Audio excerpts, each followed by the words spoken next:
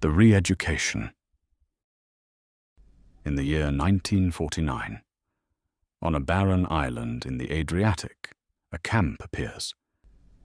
A controlled structure built around rooms. Years later, someone gives it a name. The files use another. Policy. Act 1. The room is built. Rooms don't start as horror. They start as administration. After the war, power did what it always does when it fears collapse. It tightened. It listened harder. It punished faster. In 1948, the Cominform resolution lands. The Yugoslav-Soviet dispute hardens. A split becomes a category. Cominformist. A category becomes a pipeline. Goli Otok becomes the largest camp in a wider camp and prison system for real and alleged Stalin supporters.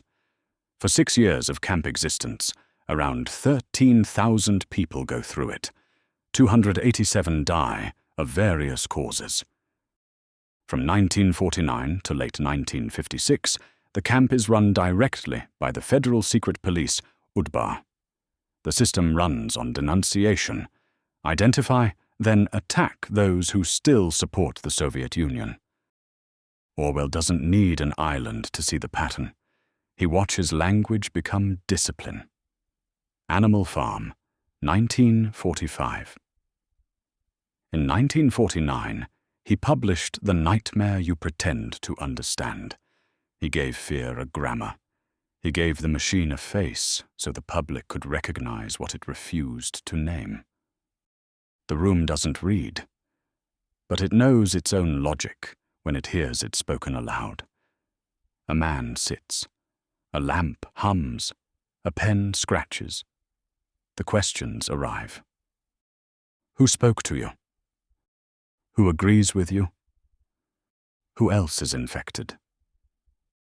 The room doesn't care what you did. It cares what you will say, because speech becomes proof, and proof becomes permission to keep living. Archive Fragment 1. The Administration. Year 1951. Location, Yugoslavia. Subject classification, hostile organization. Allegation summary, illegal youth activity against the people and the state. Recommended action, arrest pending review. A human becomes transportable. Act 2. The room works. First, isolation. Then, routine. Then, exhaustion. Then the transactional offer. Agree, repeat, participate. People think the guard is the engine. The guard is replaceable. The engine is what UDBA understood early. Make prisoners enforce the room. The inmate isn't only a captive, they become a tool, not always a formal informer, sometimes a witness, sometimes a judge, sometimes a baton handed to someone else so they don't get beaten today. The camp doesn't just punish bodies, it rewrites social reality. Denunciation becomes currency, loyalty becomes performance, silence becomes suspicion. Orwell had a word for holding incompatible truths and pretending they fit. Doublethink. The room doesn't need the word, it needs fatigue, because fatigue makes contradictions cheap. Sign. One signature in language that doesn't belong to you. Not a truth. A use. The room calls it efficiency. And there is another layer. Goli Otok is not only ideology, it is also labor, quarries, sawmills, sand extraction, boat repairs, tile making, furniture workshops. The room is not just a mechanism of control, it is a method of extraction. Obedience is enforced, value is taken. Archive Fragment 2. The Layout. The island does part of the work. Sea as perimeter, Stone as exposure. Collective quarters, solitary cells, administration rooms, guard posts, labor zones for quarrying, reforestation, and agricultural work. A prison does not need many walls when water closes the exit. The structure is built for one political task. The file calls it re-education. Act 3. The room outlives them. Orwell dies young. Tito lives long enough to become an era. That contrast feels like a story. The writer warned. The leader acted. The room doesn't care. It only requires repeatability. When the conflict with Stalin ends, the camp closes, but the island doesn't die. Production is profitable, so the state keeps the structure. The file makes a distinction.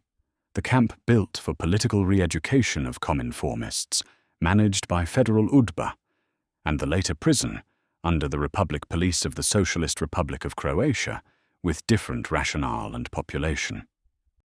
After 1956, a penitentiary becomes operational. Delinquents, young adults, criminals, political prisoners. Some estimates differ, but one thing doesn't. Political prisoners are held on the island into the 1980s.